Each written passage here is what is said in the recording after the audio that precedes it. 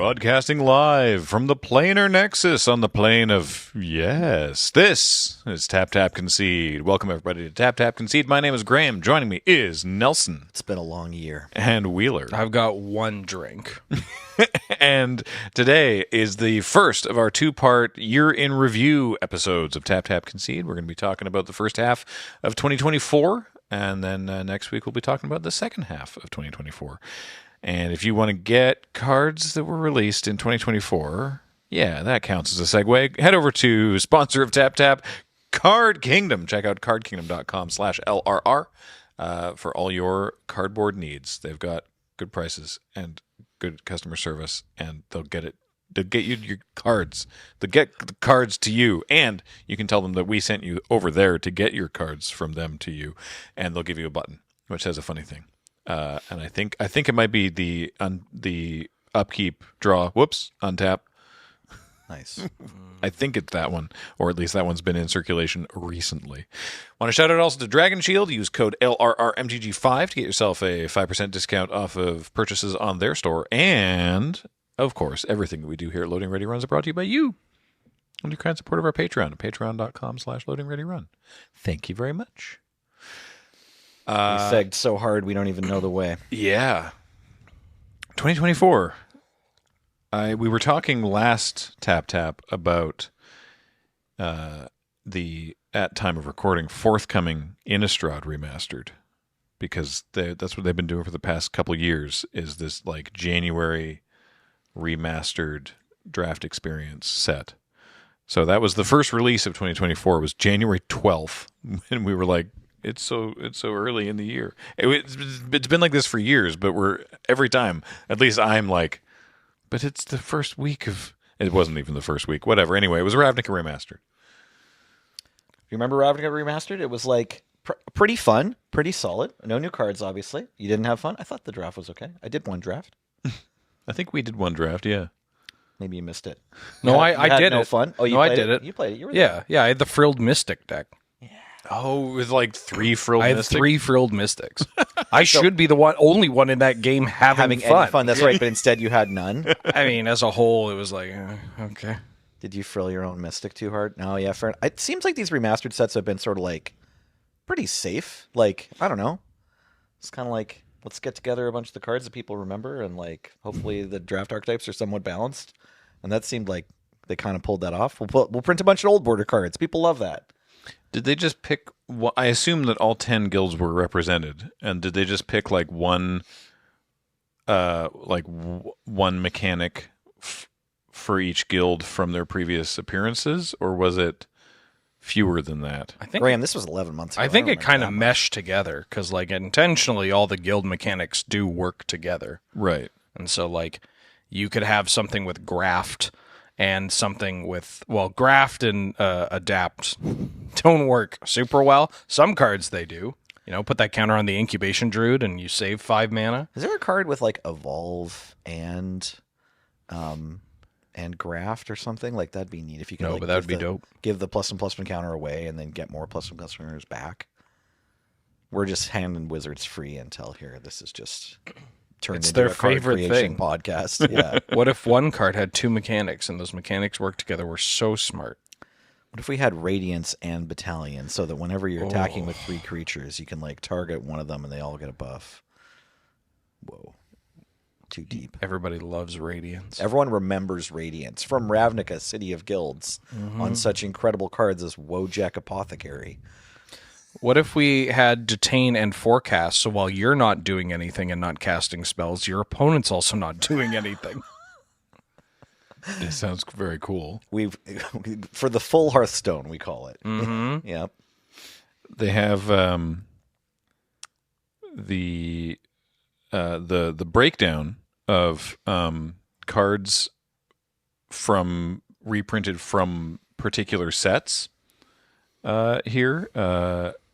Can you guess which is the most represented set in reprints in this remaster set? I have a guess. I do too. Return to Ravnica. War of the Spark. No and no. Ravnica City of Guilds. That is number 1. Okay. With 59 cards. Return to Ravnica is 38, so tied for third most represented. I thought you were going to mean 38th most popular, Sorry, or 38th most represented Ravnica set. 38 cards. And I was like, damn, how long have I been out? Like, I know there's more than 10 Ravnica sets or whatever. There's But so many Ravnicas. I didn't know there was more than 50. Tied for third with Guilds of Ravnica. Ravnica Allegiance is the second at 44. War of the Spark with 24 cards. Guild Pact and Dissension with 28 and 29. And then I love this. It's 3 from Magic 2013. 6 from Dragon's Maze, 1 IDW card insert, because it was the Dak Faden printing of Turnabout. Okay. Turnabout from the IDW comic series. Originally from Originally IDW. from IDW. Only playable in IDW Actually, block That's constructed. right. Yeah, you need to buy all the comic books in order to even possibly build a deck. Yeah. 4 from Commander 2015, 1 from Core Set 2021, and 1 from Jumpstart. Cool. Jumpstart. Cool. Yeah. Originally printed. We talked about this set a little bit on the last episode where it, just like there's old bordered cards in it. And it's like, wait a minute. Ravnica wasn't old bordered. No, it wasn't. What's going on? And it doesn't really harken back to like old bordered sets the way that Time Spiral remastered or even like the Modern Horizons product does. Yeah, that's correct. It's just that like Ravnica to now, like Ravnica City of Guilds until now is longer than when like Cleopatra. Yeah, it's longer than like beginning of Magic to like first return to old border printing or something. That's probably not true, but you know what I mean? Like I'm just trying to say that like it's been so long since Ravnica City of Guilds that people are like, "Oh yeah, let's get a new old border treatment." I'm in my head I still am like, yeah, it's a new bordered set, so it's got to be newer, but then like from like the second from Alpha to Ravnica, it's like 12 years or whatever. Yeah, because there was Mirrodin was the first old border set or 8th edition or whatever, and then there's one more in the middle between Kamigawa, Mirrodin, Kamigawa, Ravnica, right? Oh, there's one more in the middle. It's Kamigawa, Nelson. Put some respect. I remembered after a second. I remembered it went Mirrodin, something Ravnica. If you cross me again, you will face my Hanabi blast.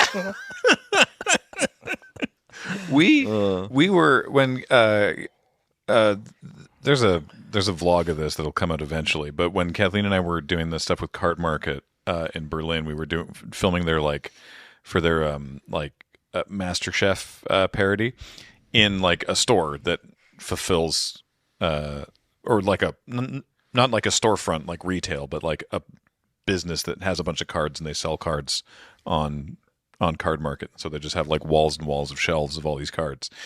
And going like around the room here, it was like from the beginning, I know that you can't see the full width of it, but like from the beginning of the shelves, like the first like maybe 3 shelves there was like Alpha to Scars of Mirrodin, which is when I started playing, like actually playing, right?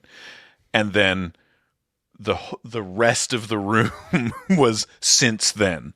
Right. And it's like that's an unreal acceleration in production. Yeah, dude, 3 sets and a core set.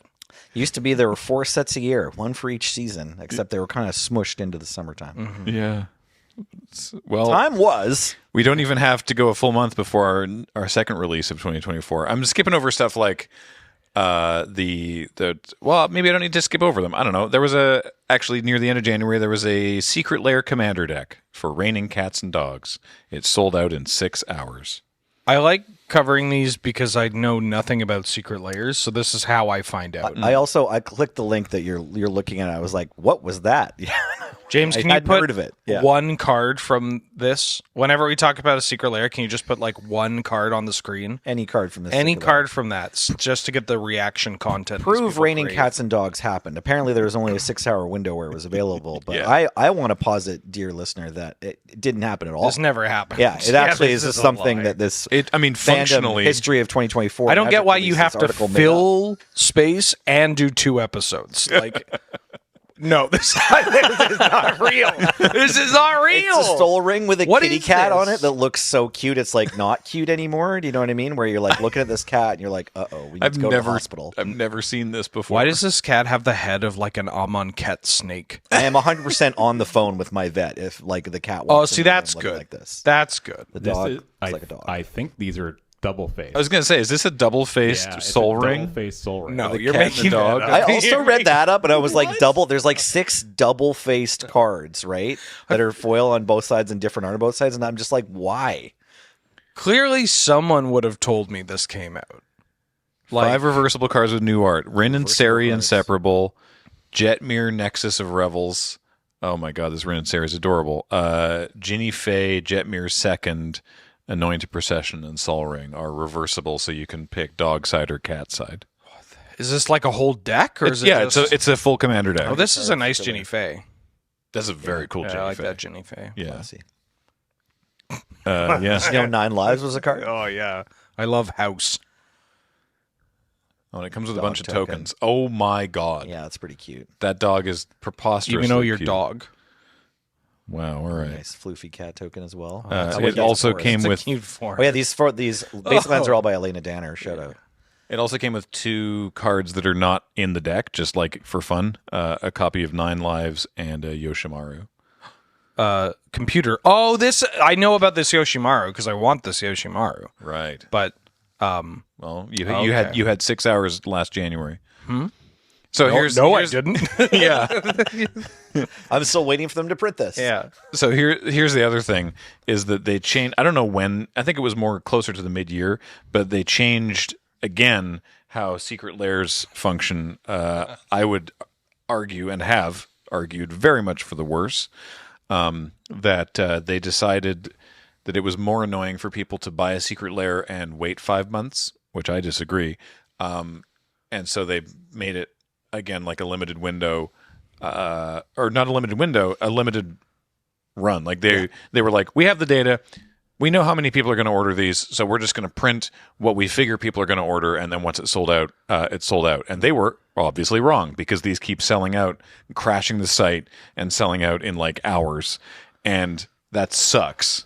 Good, but Graham, I want my special treat immediately, and not having. I hate having to wait a certain amount of time to Okay. get my premium piece of cardboard. Well, now you don't have to wait to get your premium cardboard, and I don't get to have it at all. And nobody gets to have No it, one right? It gets goes to to a have it. bot or something. I got to break Yeah. this down for y'all because tragically they're right. The problem with waiting 5 months to get your premium cardboard is that in that time, like by the time you get it, you realize you didn't need it and you become more and more gun shy at secret layers because like they haven't made a secret layer yet that's like, well, you got to buy this in order to play X. No, it's all just frills, right? It's fancy version of thing that you want. It's not that you don't want it. It's not that it arrives and you're like, I don't even want this anymore. But it's enough time that when it arrives, you're like, oh yeah, I bought this. I completely forgot about it. And if it never showed up, I probably just wouldn't have remembered. Yeah, I know. I mean, it's Yeah. the classic FOMO tactic, Yeah. which is bad. Yeah. It's real bad. Yeah, but now I just, again, I'm a mark for these, as we've discussed, right? I'm the sucker that keeps buying these things. Now I'm like, well, I don't know. Okay. Like I don't missed wanna, it, I guess. I don't want to go to bat for the like marketing director No, or I'm whatever with you. made up with this. I just think it's like, sadly, the science is probably on their side. Like that, it's probably better for them to be like, yeah, it sold out in 35 minutes. Then it's like, well, we collected the same amount of stuff and then we sent it out, and 5 months later, everyone got their thing and everyone was like relatively happy. It's like weirdly the other thing is better. Yeah. For the Oh, I company. didn't think you were. I didn't think you were like better for them, staunchly yeah. advocating for it or anything. Okay. I great. did. Yeah. Next time. You love capitalism, right? Just me and my vat of money that I swim in. Well, good news, because the next thing that was released was more secret layers. It was the 2024 Winter Super Drop. What? Featuring, I don't That's know. funny. I just took one of those after. Sorry. Cut that out. James, can you, if I read the name of the secret layer, can you show us one random card from a given layer Do you have that power? Yeah, although I will note that the way that I do the cards is we just go to the Scryfall page and like click and drag. Right. So you have to scroll past. So the problem is that when there are 1,710 cards on a Scryfall page, which is what the secret layer is up to now, it actually starts to slow down and the click and drag doesn't go super quick. So you need to give me a second. So what is a super drop? Is it just a Reasonable. collection of like other secret layers? It's 6 or so secret layers that are just all available for purchase at the same time. And are then they you can- new? you can- yeah, they're all new. Oh. But then they're all, you can get them in bundles.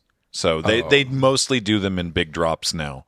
And then occasionally they'll do one-offs for like Extra Life or this Commander deck or something like Okay, that. I But see. mostly the secret layers are in big sort of conglomerations. So this one had The Beauty of the Beasts. 5 cards depicting beasts with art by Rowan Ellis. Nope. No? Never heard of it. No memory of this? Is that even a real card? That's a real Magic card. right. Like at least the card. Yeah. Sweet art. Deceptive Divination. 5 cards with black and white graphical art by Alexander Kabazi. I'm just reading what the fandom wiki. Every time I see an anglerfish, I'm just like, people really care if aliens exist or not. It's like all you got to do is Oh, this is the circular logic one. Oh yeah. Yeah. Wasn't there also a ponder from this set that was like being given out at, or a preordain or something that was given out at conventions? I think so. Okay. Just Add Milk Second Helpings, which is the second round of the cereal box treatments of Ulamog cards. cereal box? They did one. Yeah, they did one last year, and then this is a second one. Here's Yargle, Glutton of Urborg. They're super. Getting the ribbit. fanciest They're- printing of Yargle is like, I don't know. Anyone who bought this one, it's like I appreciate your energy. I appreciate the rendering of Yargle as the marshmallows. That's very funny. These feel very uncanny because that's just not what the cereal boxes look like. I just like it's too vibrant. no keywords, no abilities. Yeah, not enough yellow in the art for me though. I will say, like, yeah, I'm with you. It doesn't look like a cereal box, you know. Ulamog did for some reason, just color palette probably. Prismatic Nightmares, 5 cards illustrated by Graham Yarrington. I don't recall. I'll know it when I see it, but I don't recall. Sliver Legion in this one or something? Oh, this one. These are really cool, actually. I think I might have. What the hell? I think I might have picked this one up. Just a Pauper players nightscape. rejoice. Yeah. Hey, look. Look, I don't understand what goes in these sets. That's been This one true was- since Secret Lair started. This set was Arcane Denial, Nightscape Familiar, Simian Spirit Guardian, Prince of Thralls, and Reign of Filth. Simeon Spirit Guardian. Guardian. That's what it says here. That's no, just it- got to be. surely a they typo. mean Guide. Guide. What a weird typo to have on the Magic Wiki. It's a pretty cool monkey. I love Sekiro. Got Game of the Year, didn't it? Yeah. There was a showcase teasing the upcoming Murders at Karlov Manor with cards from outside Ravnica, but in the dossier style of Murders at Karlov Manor. So, like, for example, here's Gonti, Lord of Luxury. I do love that card. I don't. Do not love this. I don't know if this printing is for me. It's kind of cute, right? What is this, like Gonti after having just thrown someone out the window? Yeah. Okay, sure. And then Prefer finally, to look at Gonti relaxing. finally, hard-boiled thrillers, reprints in the style of covers to classic murder mystery novels, which, to be fair, I always kind of love these takes. Like they're very pulpy. Oh yeah, no, these look really cool. Whenever We're working on it. James fights with Scryfall to show one. Dear listeners, what- we are about to look at a card. What card? Any of the I can't even find the. it's Oh, not okay. showing up. I lied. Hang on, let me find. Boiled. Yeah. Ooh. How about Dire Undercurrents? What? The blue-black hybrid. The current thing happening, I just want to get in here on the meta and say, like, what's going on in Tap Tap Concede right this second is a pretty good, like, sort of narrative look back at 2024 where people are like, what card are you talking about? It came out when? How do you get it? Oh, it was sold out? Wait, it's from this special printing? Oh, and what card is it? It's no one's heard of it. You know what I mean? I don't know. Dire Undercurrents used to be popular in Commander. If you don't know, 3/2 blue black hybrid enchantment Whenever a blue creature enters the battlefield under your control, you may have target player draw a card. Whenever a black creature enters the battlefield under your control, you may have target player discard a card. Yeah, this card's dope. Yeah, it's fun. 5 mana value engine as long as you continue to have creatures enter the battlefield under your control. Yeah, this set was Reconnaissance, Jace, Wielder of Mysteries, Black Market, Dire Undercurrents, and Obeka, Brute Chronologist for some reason. Oh, lesbians. Yeah. Oh, right. That one. This printing of Obeka is pretty hot. Yeah, I mean I love these fantastic. style of cards. The artists have a lot of fun with them. So that was February 5th. February 9th, Murders at Karlov Manor. Our first full set of the year. Okay, we're on a real set. Yeah. We did it. Mechanics. We got new face down creatures with disguise and cloak, which are sort of like they're morph and manifest respectively, but also have word 2. Suspect is the keyword that makes a creature, gives a creature menace, but Can't block. but it can't block. And then investigate was back, and also we had the additional collect evidence, which I quite liked collect evidence actually. Collect evidence, solid mechanic. Both the face down mechanics, I'm into them. I think they were good mechanics. I just don't like that they were dropped in the same set. Yeah. And also, I don't know if it was worth going, let's have the face down creature have ward 2 now after we've already made a bunch of face down creatures. I don't know if that was a worth decision. This set really kicks off a trend for a lot of 2024 Magic for me, where the gameplay is pretty good, honestly. I liked the It's a lot of fun. I played a lot. It's hard for me to hate a set that has blessed us with surveil lands. And a lot of the cards are genuinely a lot of fun to play with, especially in formats like Commander or even, Gladiator, Canadian Highlander, Cube. Like, some good stuff has come from this set. But that good gameplay is just paired with a setting or a theme that is just, it's way too tropey for me. Mm-hmm. There were hats on every card in this set, if you remember. It was just like, Yeah. it felt like we were in a weird unset where everything already had the sticker on it.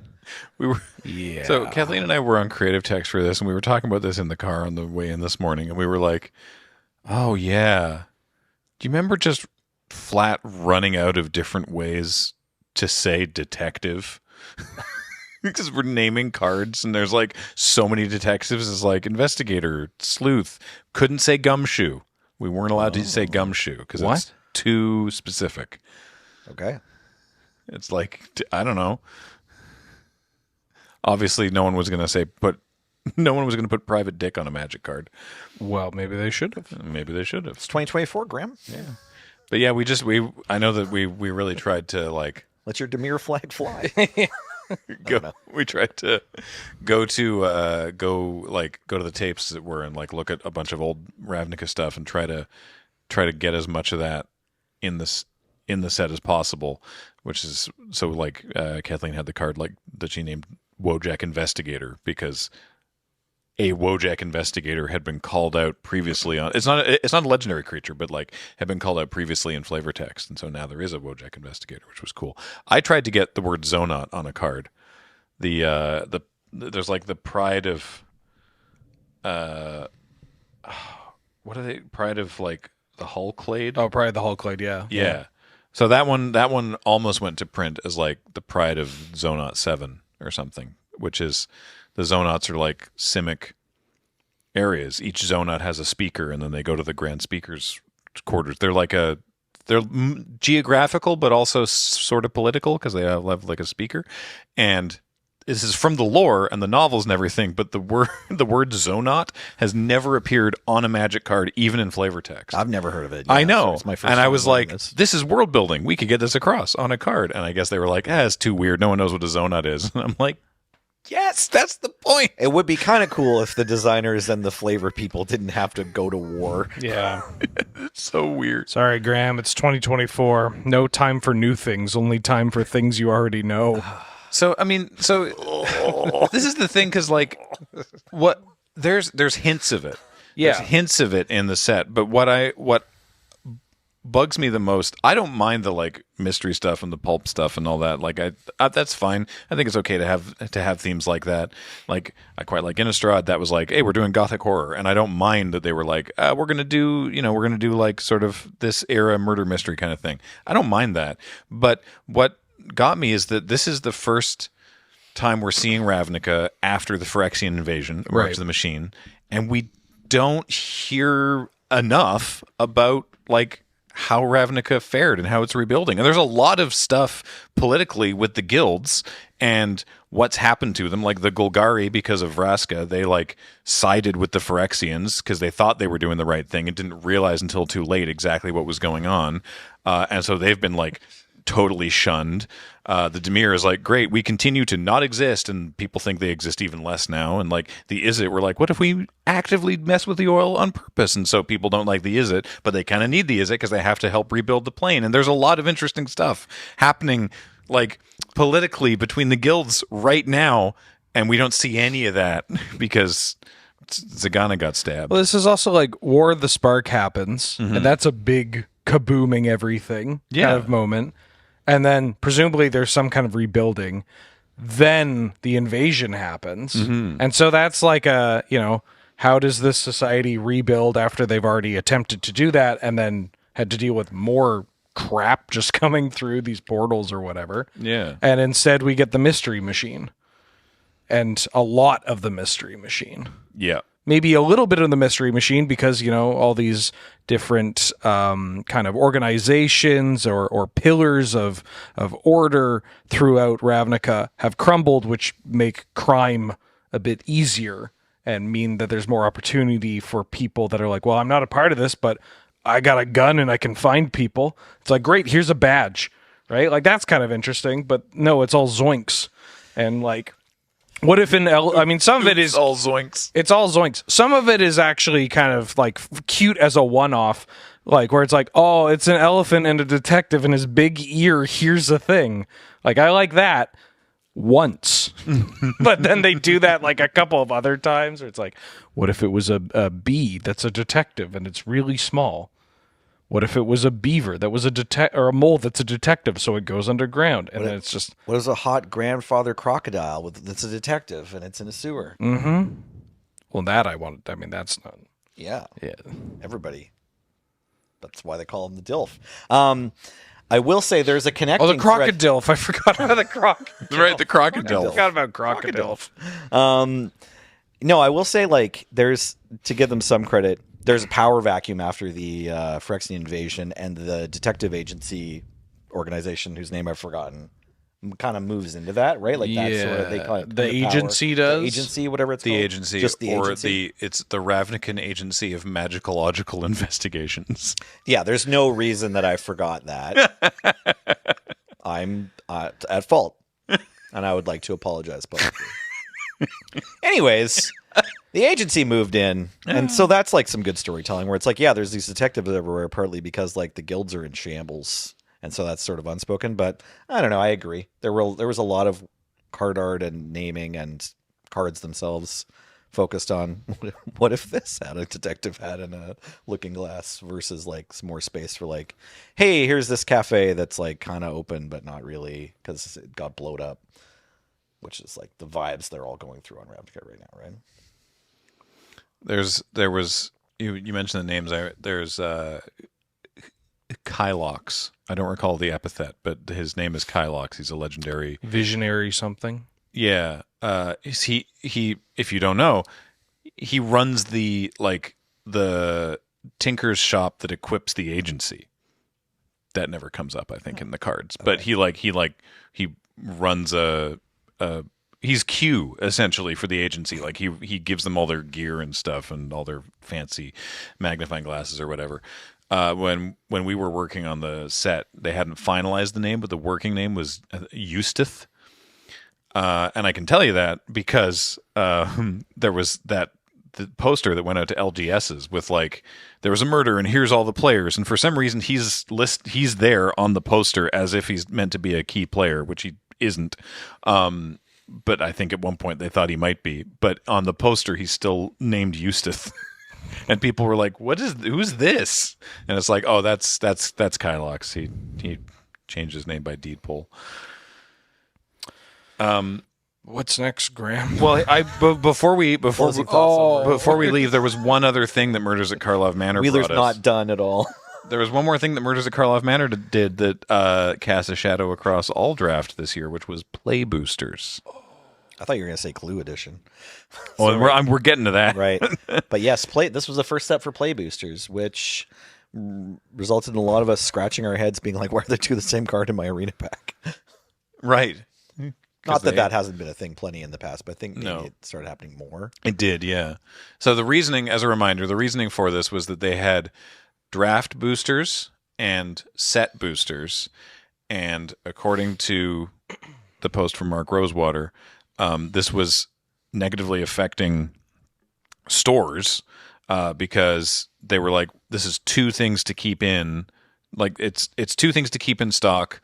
And some people just want to buy them and crack them, so I guess we'll pick set boosters and we'll do that instead. And then this is harming draft because we don't have the packs in. I'm not articulating it very well. You can go back to I think that's fine. I'm thinking episodes about in the time. Our time at an LGS, and the owner of that LGS, I'm imagining his reaction to needing to put two displays of boosters on that was the one bad. glass counter. And like, I don't even need to be there for it. I can already be like, this is going to be a tough day when this news hits. Yeah. You know? Yeah, that's bad. Yeah. Yeah. And so the solution was to merge the boosters into something that had the function of a draftable pack of cards, but could still bring the whoa, cool feeling of opening a bunch of interesting stuff of a set booster. Honestly, I'm stoked about that move. They're like, let's go back to having one booster, and then if they could get every other product and also try to merge them all into being one other thing, that would be fantastic. If it was just commander sets and boosters, and that's the only two kinds of products. Yeah. That'd be killer. I mean, even just like, here's collector booster, play booster. Sure. Like, just by that divide and even that naming convention, that is a good thing. Mm-hmm. Their execution for play boosters, which is 6 cards are commons. 1 common has a 12.5% chance to be replaced with a card from the list. Then 3 uncommons, then 1 rare or mythic. 2 cards are wild cards that can be of any rarity, and 1 is a basic land. And they also include a non-playable card, like a token, but that could also be an art card instead. Uh-huh. And the special guests can show up as one of the 2 wild cards.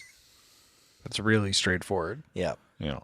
Yeah. Hey, good news. If you're able to follow that and you can remember it from back in January, you probably are the kind of person who crushes it at doing your taxes. You know, And that has its own reward. different game, but I think Pokemon really knocked it out of the park with how they set this up.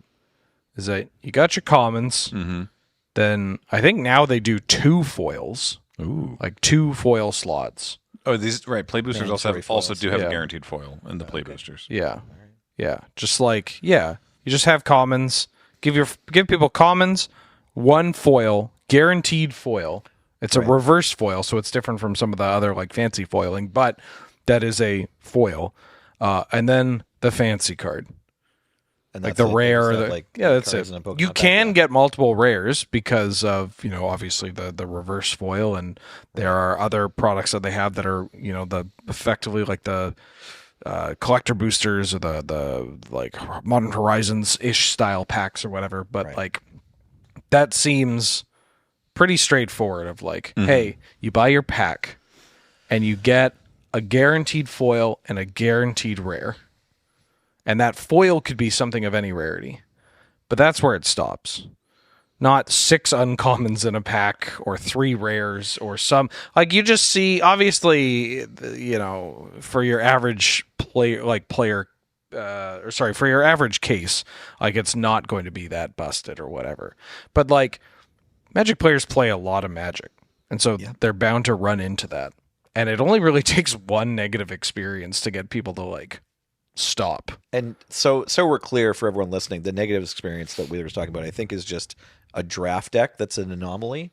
Yeah, You know what I mean? Like some draft deck that has weird unbeatable, or a sealed deck with like 18 rares. Yeah. The sealed. I think everybody had that at some point this year, right?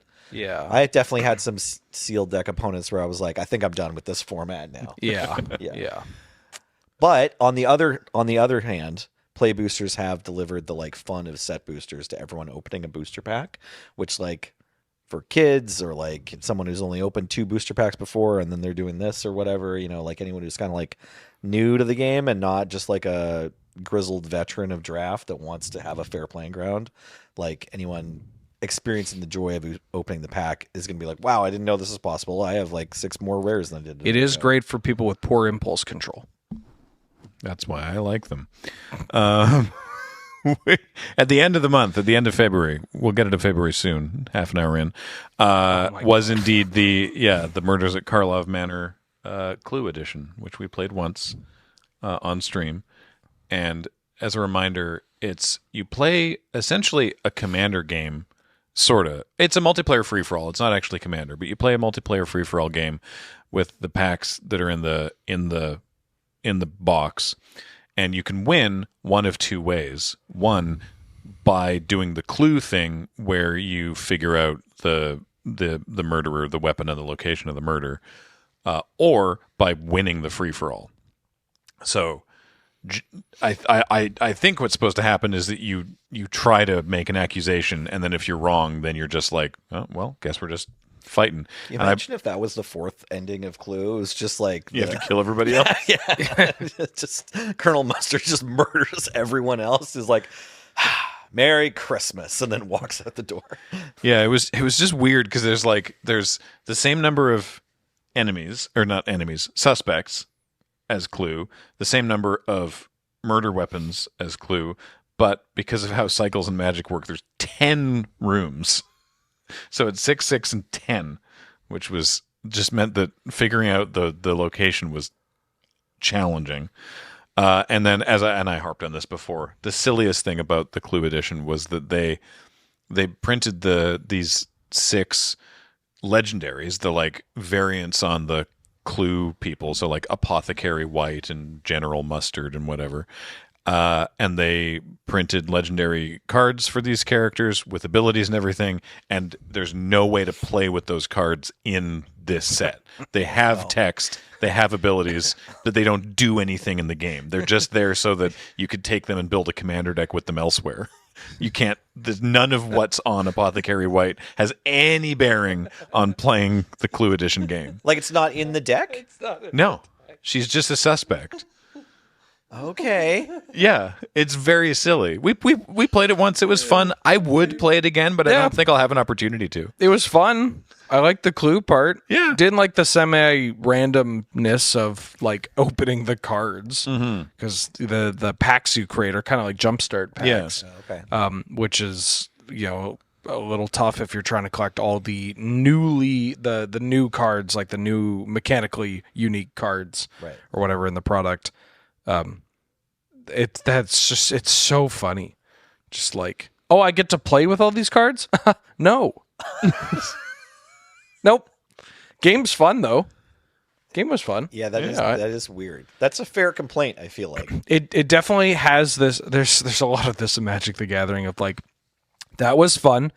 I would play it again. I will never play it again. Yeah.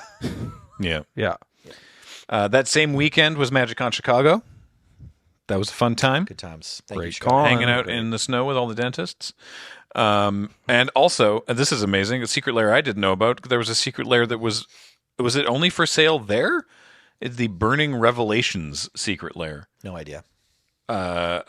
Inspiring Overseer, Consider, Price of Glory, Reckless Fireweaver, and a Chroma's Memorial. No, you're lying. With red borders? What? Yeah, this didn't happen. What? What are you talking about? Do you Graham? have any of these, James? Are you okay? Oh, is this the one with the weirdo art where there's like a probably. Renin? There's like a Renin 6. What that's was like one this? of the cards? Inspiring Overseer? Isn't that just the angel what draws a card? Yeah. Yeah. Ain't that them their angel that draws From cards? New Capenna, the 2/1 flyer, draw a card, gain a life. And gain a life. Anybody got any of them there angels that draw a card? Hey, old man. Oh, Yeah, it's this wow. one. Okay, right. Yeah, Ricardo Cavallo. So this is the artist that did the Magic Barcelona art. That's, yeah. Yeah. Wow. What a wild treatment. When the sky fills with eyes, hearts fill with hope. I mean, I'm not sure whose heart, but mine fills with fear. You think if a dog looks at this, they're like, hey, they forgot to put devoid on this card? Wow. Okay. Also at that MagicCon, Seth Manfield won Pro Tour Murders at Karlov Manor. Believable. February 26th. Yeah. One of the best players of all time winning? Yeah. Yeah, that guy's got a couple of Pro Tours under his belt. I'll take it. I'm not going to argue that point. February 26th, another secret lair dropped. This was Sheldon's Spellbook, which this one was not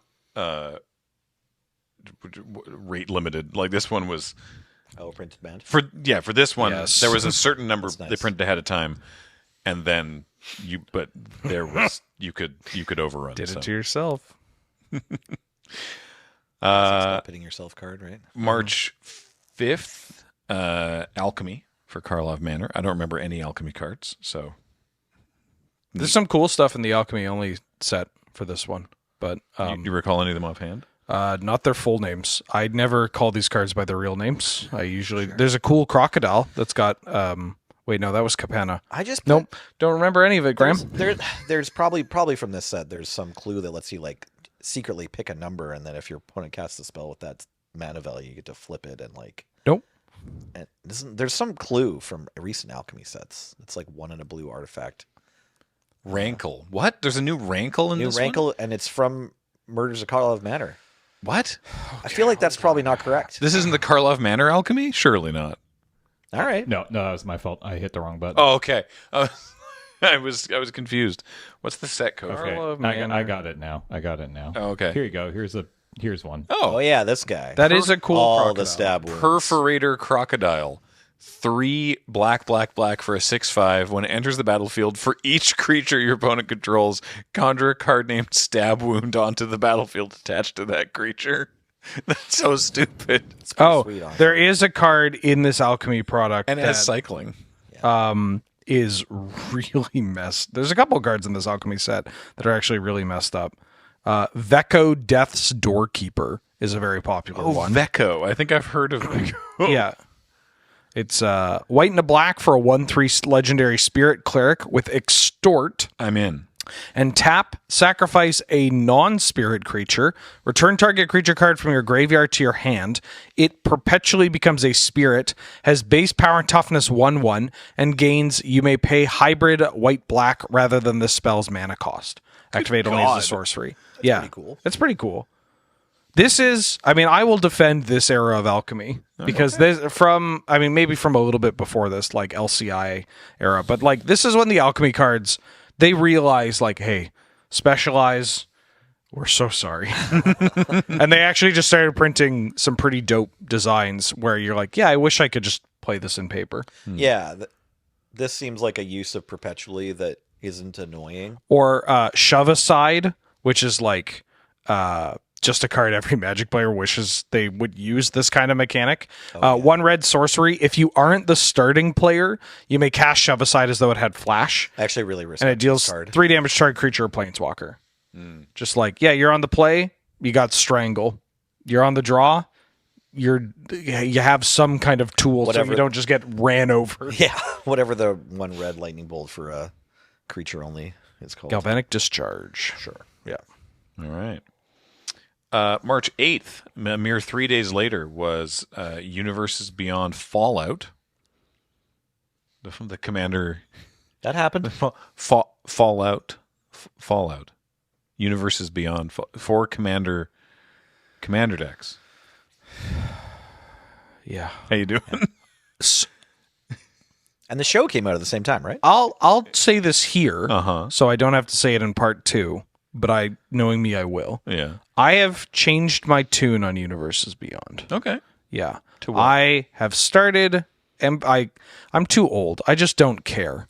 And so as long as the gameplay is good, then I'm okay. If the gameplay is good and the designs aren't too masturbatory, then I'm into it. Okay. And I find that the Fallout product as well is the gameplay's pretty good. The card designs are genuinely interesting, and there isn't too many it doesn't suffer from the like Doctor Who ish product, and it also doesn't feel that out there compared to, I don't know, my commander being Leonardo da Vinci or whatever.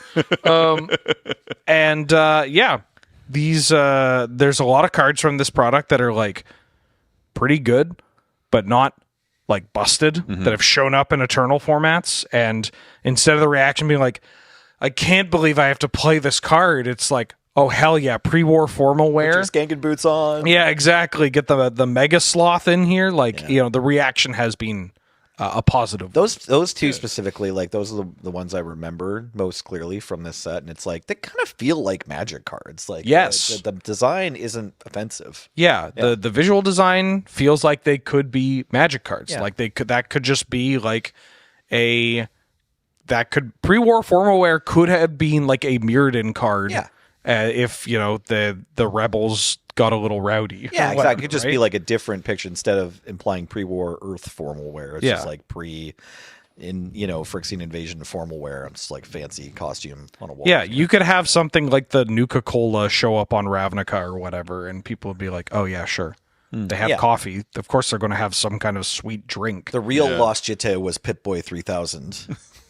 Can I see pre-war formal wear? I don't remember what this one does. Oh, it's so easy. dope. It's actually not even a hard card to remember. An equipment, I assume? Yeah. 2 and a white for an equipment artifact. When pre-war formal wear enters the battlefield, you return target creature card with mana value 3 or less from your graveyard to play, and you attach the formal wear to it. Oh, nice. And then equipped creature gets +2/+2, has vigilance, and equip cost for 3. Yeah, it looks sweet. Just a very reasonable card.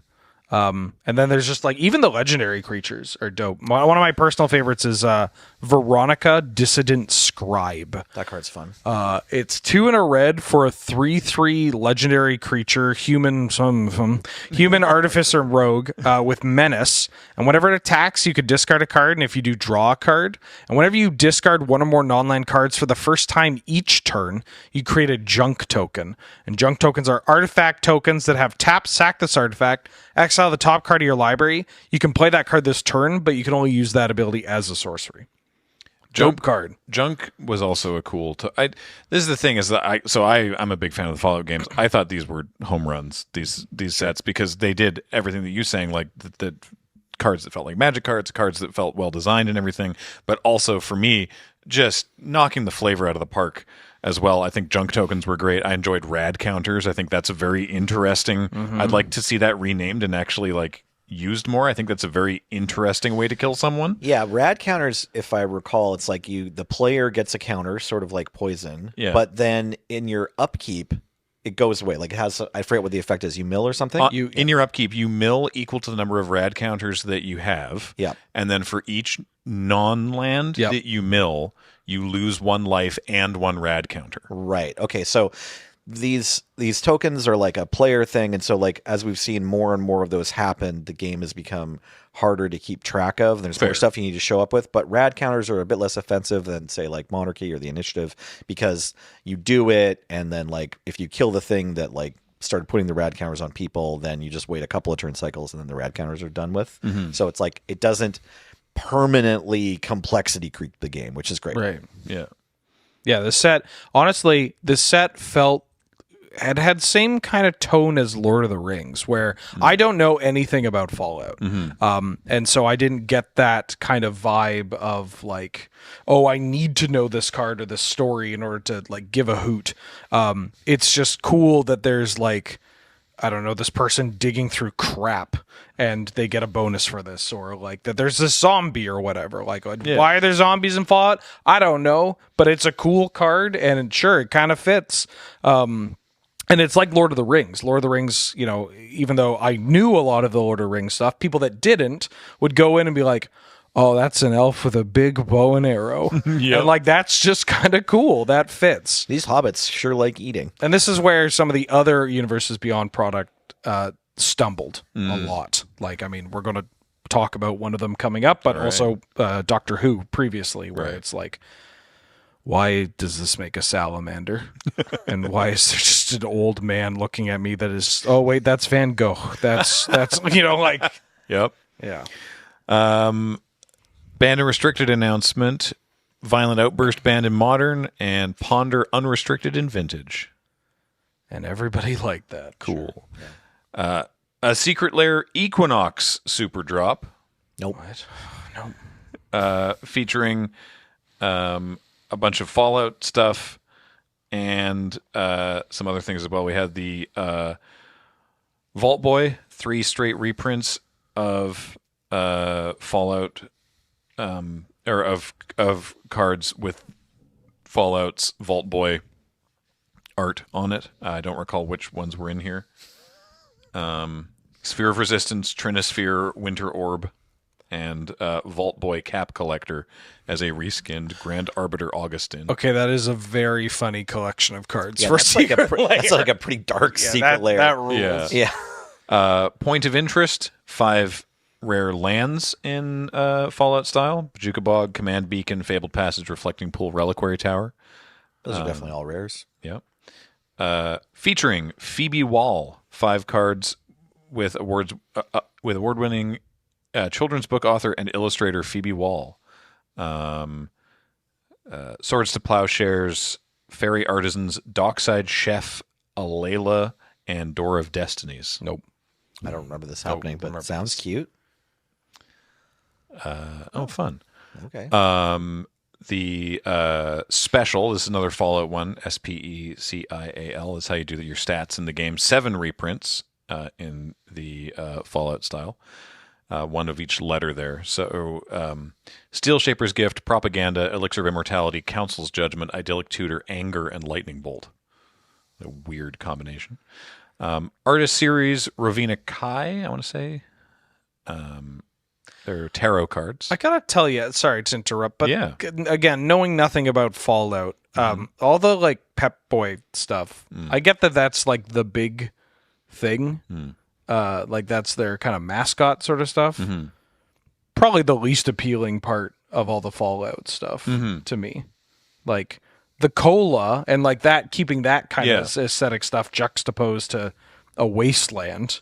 Kind of cool. Yeah, they were like, we have this character, and people were like, oh, that's great. And then they were like, oh, you like that? Great, we'll crank that way up. Yeah. Yeah. They probably could have done like 5 Vault Boy pictures total. Like maybe like again, I don't know anything about the game or the importance of it, but like the having one like little Pep Boy like bobblehead with a backdrop of a nuclear wasteland seems cool, but they're just like like you said, they're just like, oh yeah, let's crank that knob. Give you all just your- keep going. all your alt arts you can stomach. Let's just take a quick look at one of the ones from the Ravina Kai.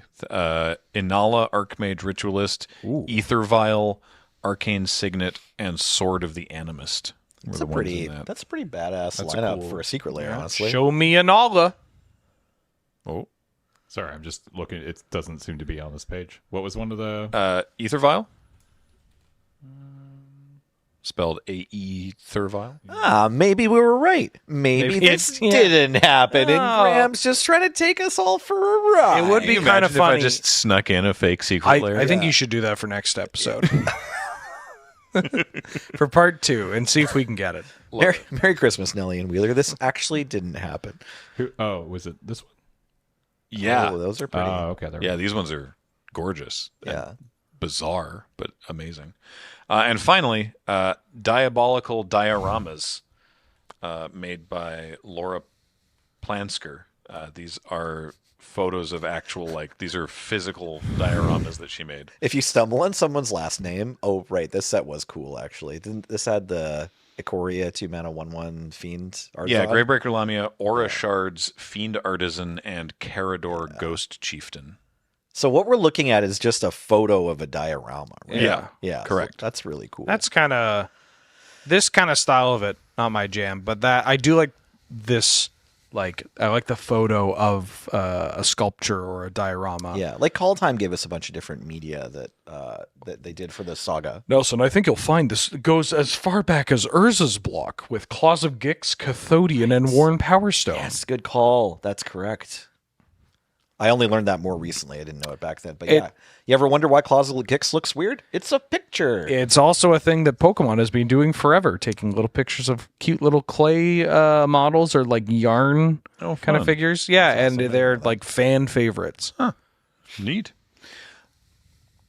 April. We're already on to that. That was April 8th. We're already into the middle of April now with the release of OTJ, Outlaws of Thunder Junction. Gosh, so much in Thunder Junction. Not just to talk about, but also physically in the packs, because we had a bonus sheet, the breaking news bonus sheet with the sort of the newspaper style, and they were all crimes because it introduced crimes, and so these were all things that using this card would fulfill doing a crime. And there was the that was the sort of the thing for it. Actually, I should say before we get into it, themes and mechanics from Thunder Junction: crimes, meaning speller ability that targets an opponent or their stuff. Cool theme. The plot mechanic, similar to sort of Foretell. Saddle with like creatures as vehicles, kind of, and spree, which was modal additional optional thing. Very cool gameplay out of those mechanics. Yeah? Yeah, I like how all of them play. Yeah. I can't wait to learn more about this world. Just tell me more about the world, Graham. It's like I want to know more about Thunder Junction. the Wild West theme weekend where all the villains go hang out for some reason. I don't know why. There's a vault, right? There's a Fomori vault. It has big, like, because the whole villains thing is like, no, it's not the cowboy set. Right. It's the villains set. Has very big, like, now technically this is the enchantment set as I tap my Tolarian Academy from my Grim Monolith. Like, we've done this dance before. It's right. Yeah. Yeah. Murders at Karlov Manor didn't have a ton of interplanar kind of transactions happening. There was Kellen, right? Kellen showed up, and Kaya was there. Kaya's still a planeswalker. We've been following right? Kellen for a while, and Thunder Junction was actually the culmination of Kellen's story as featured audience insert. Right. Where he decides, ultimately, I'm just going to be Orville Peck. Just going to be a gay little cowboy. Yeah, so, but anyways, there weren't a ton of, like, interplanar traveling, but then in Outlaws of Thunder Junction, it's like, we barely know. There's not very many characters that are from Thunder Junction. There are no characters because no one's from Thunder Junction. Right. Well, the Cactus folk. No, see, there were no indigenous people on Thunder Junction. After everyone started showing up to Thunder Junction, then suddenly there was magic there, and the Cactus people happened, but only after other people had already shown up. You see, because we're avoiding that entirely. If you're a long-time listener, you know that Graham has already explained this to me earlier this year, and I didn't retain it then. What a I'm not going to retain it now what a either. very cool and just natural way of trying to avoid, we just want. Please, just like the cool cowboys, don't ask any questions. Please, I'm begging. We want to just have zero conversations where the word colonizer is used. Now, as you know, classical Western movies never touch on that. Yeah, exactly. Yeah. Sorry, I need to go to the bathroom. I'm so sorry. I'll be right back. Okay. Are we pausing this or are we continuing it's the just recording? riff. Okay. It's fine. Yeah, so like they just... You just want to talk then? Yeah, sure, why not?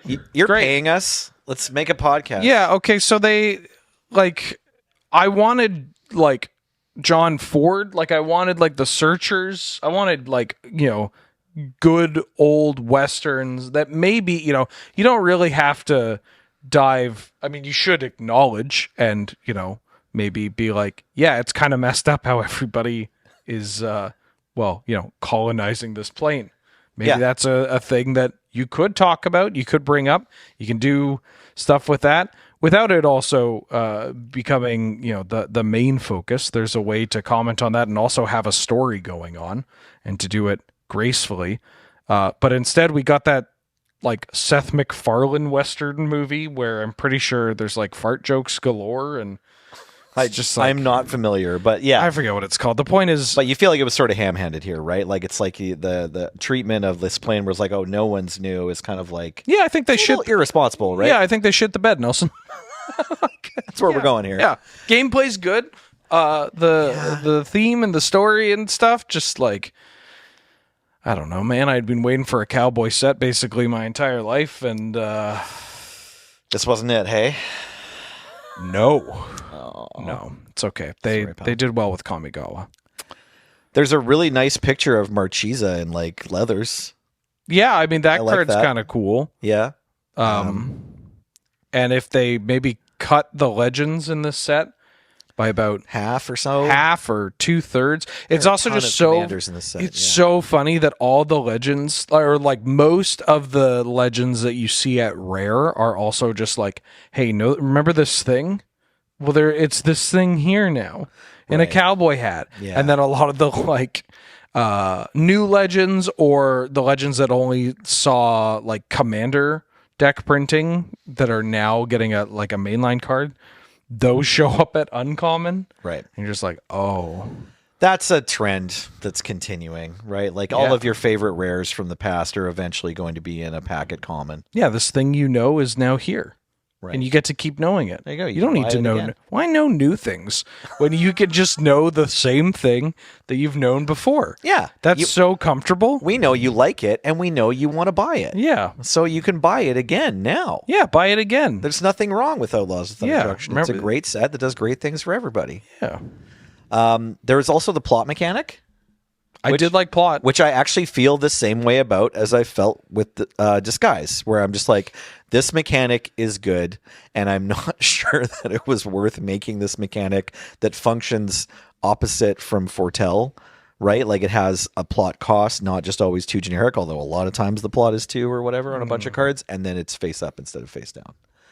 I think it's Maybe it's fine. You're fine with it? Yeah. that's an issue in Magic in general of like, if it's an exile, is it face up or face down? That like Right. still confuses people. If you're listening and curious, unless it says that it's face down, it's face up.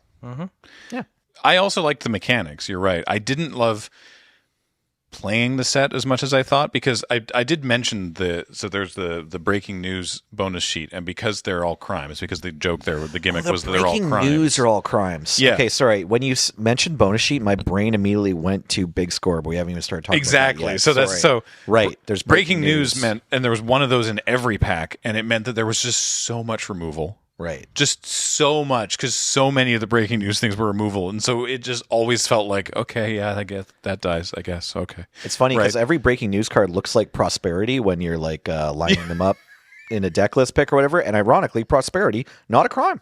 Yeah. Yeah, everyone can just draw cards. It's fine. But then also, yeah, there was the big score, which replaced list cards for the set, but it meant that there was these wildly powerful, standard legal mythics that would just show up a bunch in the thing. They're like hyper mythics too, or whatever. Yeah, this being the second set with play boosters, especially, I felt like there was way too many rares in Thunder Junction. Yeah. It turns out the Outlaws of Thunder Junction were trying to pull off a train heist, but and they succeeded. They got what they wanted out of it. But then we were all on that train, and it crashed like directly into a mountain. Like Yeah. the set was sort of like a disaster in a bunch of ways that no one Department of Wizards, I'm sure, could have fixed. And they said that the big score was originally going to be released in a manner similar to March of the Machines Aftermath, which was in the same period of time the previous year, but that was received so poorly that they readjusted how that was going to be. So it was clearly like Outlaws of Thunder Junction, and that the story culminates with Jason Vraska breaking into the vault, and then this was going to be a later thing of like, now what was in the vault and all these bizarre artifacts and things. But then they were like, well, that didn't work, so how are we going to release this? We'll just put it in the same boosters. It is nice, though, that they are continuing the trend of Aftermath, where all the cards are actually pretty cool. They're a lot of fun. And then you're just like, why did you do it like this? Mm-hmm. You know? Yes. Yeah. You once you figured out that they were going to go into the regular packs, we couldn't just have done away with the set symbol and then had an easier time getting a hold of those cards. Yeah, right? Maybe they're not all technically mythic rares, making them dreadful to craft on Arena or whatever. Yeah. And I thought we had covered all the problems we had with this set, but there's just more. There's more. I still I don't know. The thing is, the stories were good. Like reading the web fiction was fun, but like in the set, I was just like, well, why is Marchesa here? Yeah, she's got a plane to run. Like it was.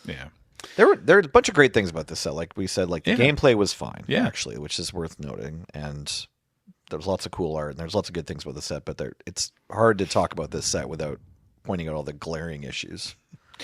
And the end of April, Yoshihiko Ikawa won Pro Tour Thunder Junction, which was a non-Magicon Pro Tour. It was just in Seattle. Right. Mm-hmm. That was like a one-off. Yeah. And what? Nothing, Grant. We just have to move on. Yes. Yeah, don't worry about Did I miss? Truthfully, there was I no don't even know why I Magicon. left. Yeah. There was no Magicon for that Pro Tour. Yep, there's no magic. Oh, where'd that Magicon go? I don't know. Just out of nowhere. It was never going to. Cynthia Williams stepped down as president and CEO of Wizards of the Coast in April. It's on this list, so I'll read it out. Yep. May, we got Alchemy Thunder Junction and some bands in Gladiator. Oh, yeah. Huh? Yeah, the One Ring and Reanimate. Wow, we're on the fandom tag. You're a real Play real Gladiator. format. Well, we'll never be Oathbreaker, but hey, at least we're Gladiator, huh? Graham? I'm looking forward to the part of the year where you told us that we get a week to play Gladiator on Arena. And Yeah, the One Ring, pretty good card. Pretty good Get card, it turns out of out. here. Yeah. A little too good. Yeah. Banned and restricted announcements. Otherwise, they banned all the glitters in Pauper. Mm-hmm. They banned cards that bring stickers into the game in Pauper. They banned sticker cards and attractions in Legacy and Vintage. Let's go. Yeah. Vintage bannings affect Canadian Highlander, so we had to put away our Dangerous Gamers. Yeah, that R.I.P. Dangerous Gamers. I really like the carnival attractions. I like them a lot. Stickers too, and Commander, like, yeah, sure. Might be the worst mechanic of all time, but like, fun. Yeah. Again, continuing a trend. Gameplay, pretty good. Like, actually, like the cards doing what they say and how they interact with other cards. Getting your attraction Great. online's fun. Yeah, that's great. It's solid. What comes around it? Bringing an attraction deck, having to put your attractions Yeah, in just your like, deck box. hey, in order to play competitively, I just need an attraction deck and a sticker deck. Yeah. That's great. That's very cool. Everyone likes that. Nobody has a problem with that. Secret Lair Spring. I thought the Equinox one was replacing the Spring, but no, we had Winter and then Equinox, and now it is Spring. Perfect. I mean, technically that's true, Yeah. Yeah. right? I hope you like Hatsune Miku. Do you? List the cards, and I will explain very briefly something about this. All right. Hatsune Miku Sakura Superstar is the name of the drop. At least that's not the name of a magic card. Featuring Shelter, Chandra's Ignition, here called Miku's Spark, Harmonize, Asuza Lost But Seeking, herein Miku Lost But Singing, Feather the Redeemed, herein Miku the Renowned, and Inspiring Vantage. Oh, you forgot one card. Oh? Very interesting selection of cards. There was also, maybe it's not from this. Is it from a different There's like Miku? 15 There was different another Miku Miku Secret Layers, Lair later in the year. Is that the one with the Snapcaster Mage, or is this I the think one it with was the later Snapcaster one. Mage? Yeah. Oh no, James has it up here. I This- think it it- was one of the bonus. This cards was a on this bonus. Yeah, but I Snapcaster don't Mage. think it was a bonus for this Sure. layer. I think it was the bonus mean, for the next one. layer. I'm just going off of Scryfall. Okay, fair enough. They put this card in this set. Okay. Great. This is my favorite Snapcaster Mage art. It's very cool. And I do not like. Well, I mean, I like Miku. I don't like the idea of Miku on my Magic cards. I don't but really think this is care my about favorite Miku either way. Snapcaster. I found that a lot of the art on the Miku secret layers was like not as good as I was expecting. Inconsistent. Yeah, but this one's great. This one rules. Yeah. Yeah. It's also like $800. Sick. Wait. I love Magic. And they put it in every secret layer. Nope. It didn't tell you that. No, they didn't. No, there's some weird random lottery thing. Oh. Somebody tried explaining this to me, Oh. and I like. This is when they introduced like rarity in the bonus cards. I'll be right back. I'm gonna be sick. That like I'm just learning about this now. everyone got a bonus card, but not everyone got this bonus card. Yeah. So it looks like it was either How could we do the Hell Vault but worse? maybe this. Yeah. Yeah, so you either got the Mystic, which was obviously significantly more common, Yeah. or Elvish the- Mystic or or the the Snapcaster Mage. Snapcaster. See, a little inconsistent And in so- the quality of artwork. And the Elvish Mystic is worth about $6, and yeah, the Snapcaster is worth about 680. Cool. Yeah, Good. very. That's I cool. love it. And also, God, it's good. why are we rewarding weebs? We should be further punishing them. It's sad because like it is like the Hell Vault, and like complaining about the Hell Vault always feels so bad because at the base it's just like everybody gets a free thing, right? Like the notion of how to run the Hell Vault. If you're not familiar, the Hell Vault was a promotion with the pre-release of Avacyn Restored. Yeah. And all the stores got a little box display that was sealed. Like it Yep. came in like a big cardboard box, and you pulled it out, and it's like, yeah, here's this flimsy cardboard thing that just had promo foils in it. But whether you got double-sided full foil promo foils or just regular tokens determined whether your Hell Vault store was like, the king of handing out free You money. could get like Gristlebrand's and Avacyn stuff, right? Like there were some legit. But you had to be big like money a stuff. Wizards Play Network level 3 platinum No, store. no. It was every Wizards Play Network store or whatever got one, and it was just a lottery. Random stores got the ones that were handing out crisp $50 bills to every player. Damn, all right. Yeah. Jesus. And so it's the same kind of thing where everyone who buys a secret layer gets entered into a lottery. So you all get a thing for free. Everybody gets a prize. You get an Elvish Mystic. So it feels so bad to be like wah wah about my free thing that I got. But then, yeah, it does feel bad. Like Yeah. it is kind of horrible when the results are this, and we already learned it with the Hell Vault. I don't know. Yeah. Also in that secret lair, Goblin Graham. Secret lair drop, pardon me. Oh no. This was the Instagram goblins. I thought this was actually really funny and well done for what it was. Brash Taunter, Goblin Chieftain, Goblin Ringleader, Goblin Welder, and Mog War Marshal, as if they were posts on Instagram. And every one of them had flavor text from Thrun the Last Troll, which was deriding the post in some way because he's a troll. It shouldn't surprise you also that the bonus card from this set was Thrun the Last Troll. So I genuinely think these are actually kind of neat. I really dislike how they did power toughness. Yeah. Where is it? It's the Is it the thumbs up, thumbs It's down? a thumbs up and the likes. yeah, it's the yeah.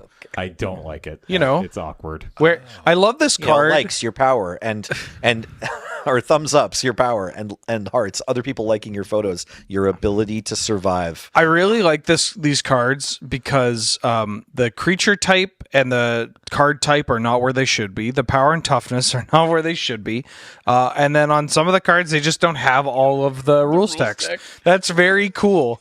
The last one, it had a little more for you to click on, but you can't. 'cause Also, cardboard. like, not to be too much of it. I mean, I guess that's my role in this particular episode is that I'm a bit of a cynical asshole here. It's 2024. Yeah. Like, this would have been kind of like, oh, haha, I love living in 2017. Right. But it's 2024. Like, I feel like we missed the mark on this kind of thing. Or Yeah. just the boat. Yeah. I think this Secret Lair was fine. It's just I don't know if I've seen any of these in the wild. Do Goblin players buy special versions of cards? There's sort of an ironic thing That's a happening good here. point. Yeah. We had the Outlaw Anthology Volumes 1 and 2, which are, because again, Outlaws was the other, I didn't mention it as a mechanic especially, but it was called out as a thing in Thunder Junction, that Outlaws, which are Rogues. rogues, assassins, warlocks, pirates, and Mercenaries, maybe? no, mercenaries is the thing. Oh, okay, that's right. Wait, no, it is. Yeah, mercenaries. it's mercenary. Yeah, sorry. Those Yeah, five? outlaws. Those are outlaws. Anyway, so these are new outlaws, even though some of them are planeswalkers. Anyway, Tezzeret the Seeker, Grizzlebrand, Grenzo Havoc Razor, Nicol Bolas Planeswalker was in the first one. Wait. And I believe these are showcase variants. But that he's just a demon. Nicol Bolas is a planeswalker, so is Tezzeret. Is there an outlaw in the Outlaws anthology? Yeah, I don't know why. Grenzo. A rogue. All right, he's holding it down. We have one outlaw. And then the second one is... That's what it's called. Outlaw Yeah. anthologies. You get your outlaw and you get your anthology. And then the second one is Vorinclex, Voice of Hunger, Corona, False God, Wait. Corvald, Fakehurst King, Oh, and Memnarch. no. None of whom are outlaws. I only just put that together now.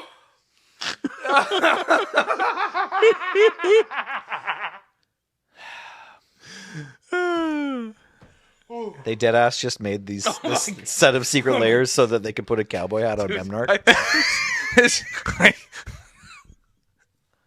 This is so great.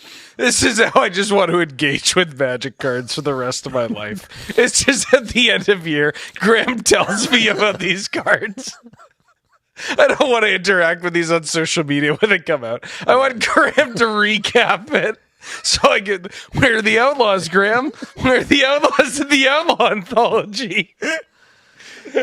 Then there was a different showcase secret lair with Kalitas, Magda, Dak Faden, and Greasefang in the Thunder Junction showcase frame, which I guess was what? Was it the newspaper? No. What was the actual Thunder Junction showcase frame? Wait, Magda doesn't make... Magda also not an outlaw. And also doesn't commit a crime. No. No. Oh, the wanted posters. Oh, well, Magda is an outlaw. Brazen outlaw. Oh, I see. Magda, Brazen Outlaw, All but right. not she's got- mechanically we'll an outlaw. give her Brazen Outlaw in the name. Is Greasefang a rogue? Yeah. Okay. I think so. The Poker Faces set. Nope. Pilot. No, Doesn't commit a crime Greasefang's a either. rat pilot. But they're a boss of a gang. Sure. Okay. That's Yeah. true. This one's a little They are better. a boss. The Poker Faces featuring the first reprint of Coffin Queen. The ones that look like tarot cards or poker Playing cards. Playing cards. What am I Yes. saying? Tarot. Of course, poker cards. It's called Poker Faces. Yeah, Coffin Queen looks very cool. This is the first reprint of Coffin Queen ever? I believe so. Well, like Chronicles or something, right? okay, yeah. Something like that? First I don't reprint think in a so. long time. No, it was originally printed in Tempest. Tempest, and then it was I'm reprinted thinking of in Sorceress Queen, might be. Sorry. Tempest Remastered, and it's also on the list. But yeah, Oh, okay. List doesn't count. Only the list. Doesn't Okay. count. So this set was Jaxus the Troublemaker, Coffin Queen, Goblin King, Professional Facebreaker, and Rankle Master of Pranks. And then, speaking of a mistimed goof, the Sans Mercy secret lair is a secret lair that's all just printed in the SpongeBob camel case Oh, yeah. in Comic Sans, right? Yeah. So Doomblade, destroy target non-black creature, right? It's Doomblade, Massacre, Torment of Hailfire, Ruination, and Mogus, God of Slaughter.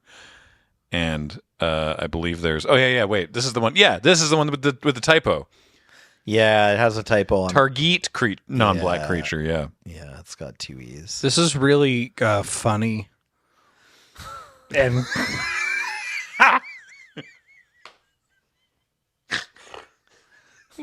What a cool secret layer, dude. This one definitely got a reaction out of the community. I wonder if the reaction would have been as strong if there wasn't a typo. Because magic typos are pretty rare, but they're starting to be a bit more common. Like, I remember at the beginning, your end step on the original Monarch token, as opposed to at the beginning of your end step, was like the first typo that Magic had dropped in like a demo or something. So it's pretty rare, but... Oh, right. That was supposed to be like... That was delayed. It was like supposed to be like an April Fool's drop. God, they keep doing that for April Fool's products, huh? Yeah, like goofing it and then doing it later. Yeah. Yeah. This that sucks, dude. What a bad product. It was not great. Later in May, the Magic the Gathering Oracle deck. Is this like the tarot deck? What is this? I think this is the tarot deck. Oh, yeah. Oracle decks are like tarot cards, but simpler, says this entry on the thing. Okay. Yeah, official Magic the Gathering Oracle deck. Cool. Didn't know that existed. June. We'll be wrapping up with June for this episode. Modern Horizons 3. Oh, yeah. That was fun. That was a fun draft. I think this is still my favorite draft format of the year for playing draft. Got a lot of feelings about Modern Horizons 3 there, Wheeler? Yeah, I really I used to be on the team of like, there are a couple of goofs, right? Like, sure, Hogak's a monster. Renin 6 is a busted Magic card. But like, ban those cards, and then you just have a bunch of really cool cards surrounding it. Fun designs. Like Arkham's Astrolabe, yeah, get rid of that. But keep your Ice Fang Quotal, keep all your cool, like, Obsidian interesting Charm design. or whatever. Yeah. The Modern Horizons 2 drops, and it's like, okay, Ragavan, pretty good, but like reasonable. All these pitch cards, pretty egregious. Like Fury and Grief and Solitude, especially. Like, Urza Saga's a hell of a Magic card. Probably a bit too good. But like, you know what? You just ban some of these more than you did last time. Right, yeah, and 2 or 3 times then the other cards are pretty cool. And now we're at Modern Horizons 3. And the number of the busted cards, it feels like it's going up, or it feels like they, at least just the impact on some of these cards have so greatly warped Eternal formats that it's really unfun. I don't want to dread a set coming out, Yeah. Like, Psychic Frog has just taken over Magic the Gathering. Obviously, Boros Energy is kind of just everywhere in Modern, and it's yeah. It's a lot. It's a lot. Yeah. And I don't like them doing that, because more and more it feels like they kind of get rid of those cool cards outside of the number of busted cards gets bigger, and then the number of examples of like, I'm glad they were able to find a home to print this kind of card diminishes, because the home for printing the goofy, wacky kind of cards has sort of been like, Commander decks take up that mantle, or they just find themselves into standard legal product or elsewhere, right? Like, it's like, cool. Ocelot, Pride of Johnny, Guide of Souls, Flage. Yep. All in the same color. Galvanic Discharge, Ragavan, Fury. Yeah, I only need 2 sets to build my deck. Yeah, see, which is, and this, of course, for me, that's not even the stuff that I like about these sets. No. Right? Yeah. Like, I'm looking at the sort of fun facts for it. The third ever Locus. Yeah. Right? Oh, and the Commander product. The Commander product for this set was pretty Yeah, interesting. the Commander actually. product was pretty good. Drafting was fun. Yeah. And then it just kind of destroyed a lot of constructed Yeah. formats. The effect on constructed was Like, I do think it was a really fun draft. it was like cataclysmic, I want to say. Nadu. Oh yeah, Nadu was. Yeah, remember Nadu? Oh, right. Yeah. I forgot about Nadu. I forgot about That was kind of nice. Good for you. Thanks. Nadu, man. Woof. Yeah. Ugh. Yeah, I think that's bad. Do we have 6 blue-green Nadu, or some kind of Bant or blue-green Nadu decks in the Pro Tour at that? Well, we're going to talk about it in a second. I guess. Yeah. Yeah, there was a lot of Nadu. There's a lot of A lot of Nadu. Yeah, anywhere that Nadu is legal to be played, there was a lot of Nadu. Yep. In draft, the big mistakes were Nadu and Writhing Chrysalis. Oh yeah. because that one should have been an uncommon, not a common. That card was too good for a common. They did. They also had, again, they had a bonus sheet of retro framed cards that had never been in Modern before, right? What? Is that how Sure. that worked? Hang on. Sounds right. Yeah, new to Modern reprints. So the bonus sheet was cards with the MH3 set symbol, but have the watermark of their respective original set. I And vaguely remember this. so things like Orem's Chant Oh, and yes. Deep Analysis. The and- cards, they were in the actual product itself. So Yeah. like Orm's Chant is a card printed in Modern Horizons 3 in the new border, but then they said like, hey, they're new to Modern, these pre-existing cards, so here's them in like an old Right. border. You can get them looking like the one you already have a little bit. Yeah, if which you is want. cool. I can finally get an old bordered Orm's Chant. Yeah, exactly. and it also introduced the retro colorless border, which I think all of us here dislike, Yeah, it's not great. just visually. It's not great. Oh Doesn't yeah, they look printed great. some messed up Eldrazi too. Oh yeah, Yeah? they printed Yeah, some this messed up set. Eldrazi. Yeah. The Eldrazi are like an order of magnitude less messed up than all the red-white cards in Nadu, right? Like, Yeah. Yeah, like there's no Eldrazi that's like that's as messed up as Guide of Souls. Yeah, you or got Assault Prime, Naya, but- Nadu, and then Psychic Frog, and then there's all the Boros crap. Yeah. And then below that, there's Eldrazi, and then Necrodominance is like, hey, I'm here too. I'm here too. Hey, guys. And you're like, it's wild that you're sitting there wishing, like, God, I wish the most broken thing was Necropotence. Yeah. Yeah. That's a wild world to live in. Oh yeah, I forgot about colorless retro border Hate it. Eldrazi. It looks so ugly. Yeah. Yeah. It does look like the card just isn't finished, which is kind of neat. Yeah, yeah. This is the one exception where I think the gameplay in the limited format it was fine, but the cards themselves are not.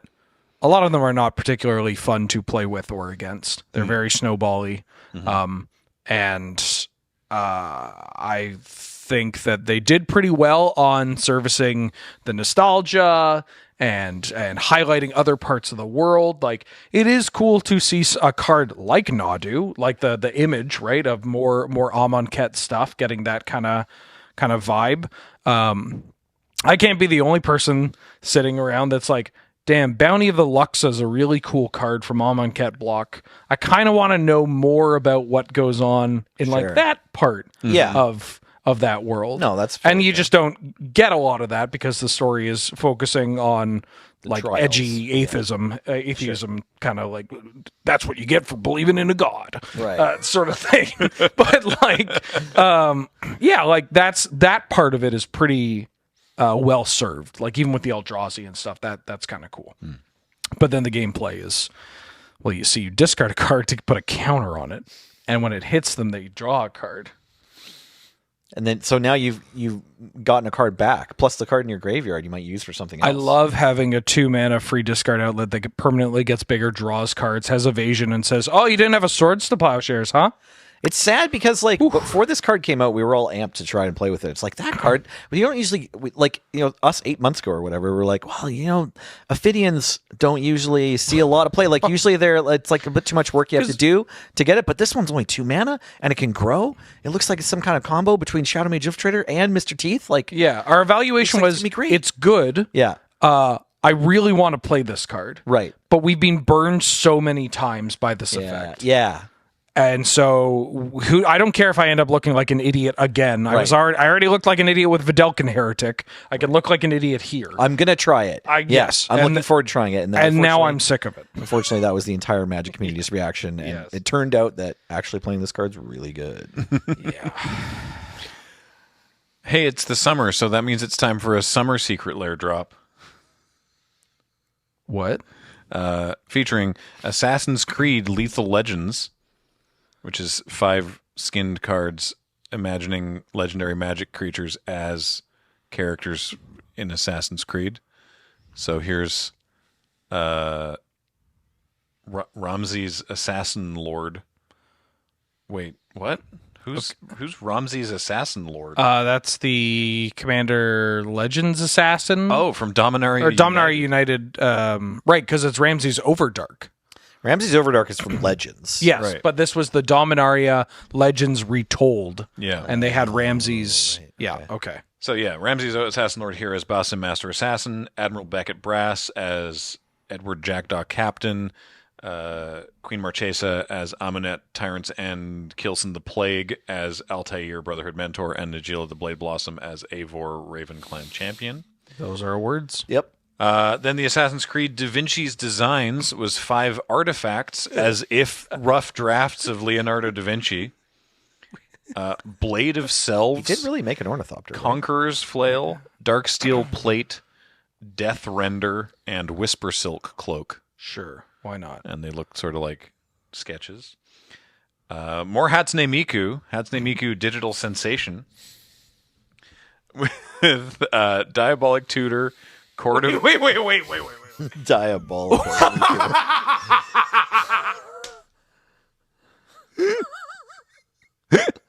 You didn't go to the Miku show where they summoned a devil? Why does that Miku look like it's just somebody wearing a wig?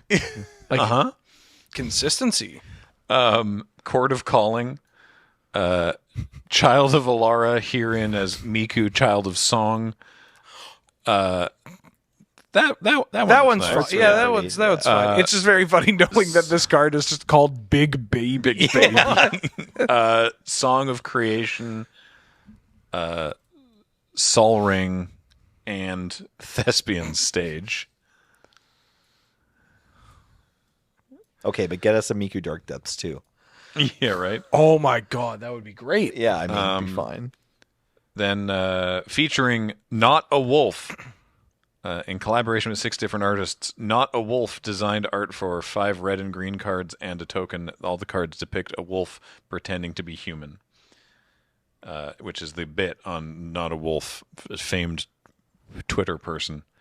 So yeah, Averbruck Caretaker, and that one's great though, and Hollow Henge Huntmaster, Beastmaster Ascension, Knight of the Howl Pack, Second Harvest, and Tovalar here as Not a Wolf / King of Wolves. Cool. Oh, and a wolf token, but the type is regular human guy. I definitely saw this when it came out in June. What? Creature token, regular human guy. This also feels weird to do in 2024. Yeah. Featuring Julie Bell, renowned American fantasy artist and wildlife painter. Soul Warden, Shivan Dragon, Elves of Deep Shadow, Good Fortune Unicorn, and Coat of Arms. These ones I recall were very cool looking. And finally... Wait. What? Show me the Soul Warden. Show me Soul Warden. Okay. Okay. These look like magic cards. Yeah. Yeah. And finally, Prince, Prints, Prince of Darkness. Sinister Linocut Prince by Kathleen Neely. Dictate of Erebos, Fecundity, Mayhem Devil, Moldervine Reclamation, and Prosh, Sky Raider of Care. So these are... Okay, this I legitimately do not know. Like some of the other ones where I didn't know, then you show me, I'm like, okay, I vaguely remember seeing this on Twitter or whatever. No, I don't remember seeing these at all either, actually. None of the last What? three. What a cool idea, though. James, can I see a couple more? Doing like block prints. It's kind of sweet. Like, that's neat. I like these. I like the treatment of the mana symbols where it's just like it's different, but it's recognizable. Yeah. Also, like as a card, it's different, but it's recognizable. All the words are all there. Power toughness is even kind of in the right place. Yeah, I don't sure. hate it. Yeah. These look good. Yeah. I like the way these look. The bonus cards, by the way, for the Assassin's Creed one, Haystack, I assume it's from the set. Hatsune Miku had a special command tower, and Not a Wolf had the Immer Wolf. Sweet. Hatsune Miku had a special command tower. And then at the end of June, it was MagicCon Amsterdam. Simon Nielsen won the Pro Tour. With Band Nadu. Band Nadu. Yeah. I don't know, actually. Oh, it's I with do. Band, It was yeah, it's with Band Nadu. Yeah. Oh, okay. Well, there we go. Maybe it was blue green Nadu, but I think it was Band I think Nadu. it was Band. Yeah. Let's see here. Bant Nadu, correct. I think Javier He Dominguez beat almost. Sam Party, who was on Bant Nadu. The rest of the top 8 is Daniel Gochel on 4-color Nadu, Eli Cassis on Chex Notes Bant Nadu. There were 2 non-Nadu decks. Yeah, Noah Ma was on Mono Black Necro, and Javier Dominguez was on Jeskai Control. Oh, no, and Seth Manfield was on... On also, sorry, there was 3 because there was 2 black. Seth Necro Manfield was decks. also Mono Black Necro. Jason Yee was on Bant Nadu. By Nadu. Yeah. And I think Javier Dominguez, it was a real close one in the quarterfinals against Simon Nielsen, right? I think so. Yeah, I was watching a bunch of that weekend because I didn't make it to Amsterdam, but I think Javier might have won the whole thing because it was like he built the deck to have a good match against Bot and Audio, and then Simon Nielsen just like It is kind of wild rendered him. that I have heard that this is seen as one of the worst Pro Tours of like all time. The top 8 was not good, but advertising like for Magic. But like you listen to these names, right? And especially like Dominguez, Nielsen, and Manfield are like Eli 3 of the Cassis best too. players in the game, with a lot of them arguably in the they're in the conversation for best of all time. Sure. Yeah, Eli Cassis, like you Those hear those lunches. names in a Pro Tour top 8, and you're like, ooh, I want to watch that. Right. And then you watch it and you're like, oh no, my time. Speaking of time, that is our time for this week, for this episode, for the first half of 2024. I think there'll be less to talk about for the second half, possibly because we're not done it yet, but I don't know. I guess we'll find out next week. Well, you'll find out next week. We'll find out shortly. Ha ha! Peek behind the curtain. I want to remind everyone about Card Kingdom. Check out cardkingdom.com/LRR. I want to remind everyone about Dragon Shield. Use code LRRMTG5. And I want to remind everyone that we really, really appreciate you, especially those, and not even especially, but we do appreciate those who are able to support us financially at our Patreon, at patreon.com/loadingreadyrun, or by becoming a member on this YouTube channel, or any of the ways that you can support us. Thank you so much. Until part 2, I have been Graham, joined by Nelson Thanks for listening. and Wheeler. I had one drink. James has been on tech. Heather gets these online. Thanks for watching. We'll see you next time.